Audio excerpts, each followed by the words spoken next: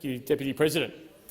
I take note of the cost of living question. People who are visiting in their school holidays today have heard why it's called question time and not answer time.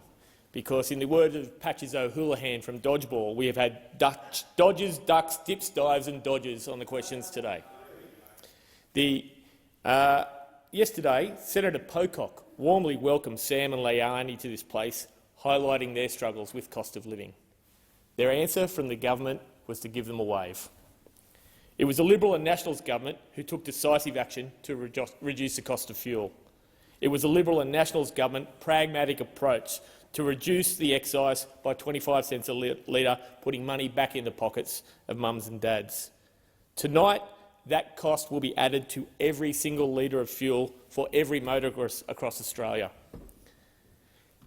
Andy Lane of Aberdeen wrote to me this week after fuel at his local service station rose from $1.40 to $1.91. From tonight, that will go to $2.16 a litre. Since elected, this government has failed to recommit to their $275 cut to energy bills. Despite repeating this commitment during the election 97 times, we heard they'll save all of the people up there, Mr President. 97 times we heard that they will commit to a $270 reduction in energy prices. And what do we hear now? Silence. That is why June Rose Richardson from Taree contacted my office after receiving her last energy bill for $461.28. That is an increase of 30% from 6 months ago, even though Ms Richardson has reduced her energy usage by 20% on last year. Prices just keep going up. Cost of living just keeps going up. Like Senator Pocock, I ask the question, what do you say to Ms Richardson when then those on limited incomes have to choose between heating and housing? Does she deserve a wave as well? Just a little one. Just a little one.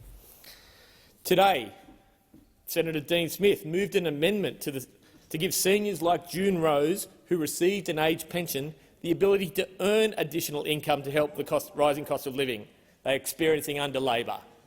Because if this government won't help them, we will help them help themselves.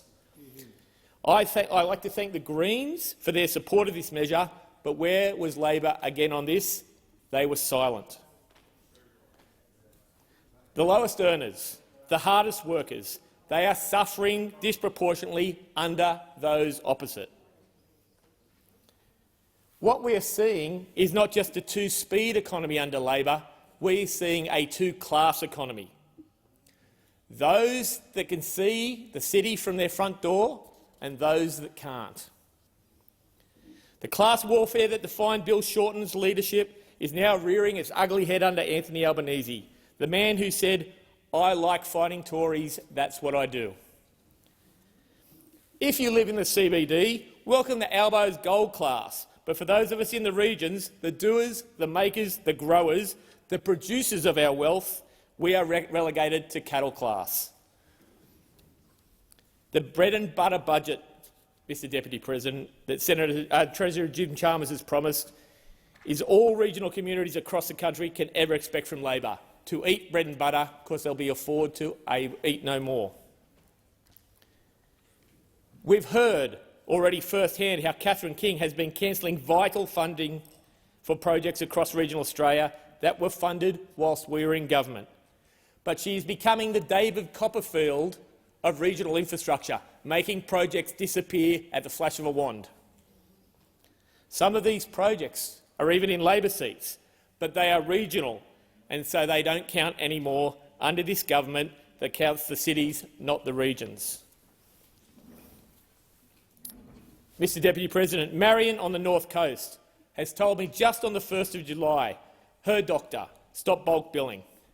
She, like many in the Foster-Tuncurry area and across country communities, now must pay $70 on concession to see the doctor, with only $39 returned by Medicare. Not only do we have to choose between heating or homes, we now have to choose about health as well. What are we going to tell the people about that? How will you address these cost of living issues faced by Andy and June Rose and Marion?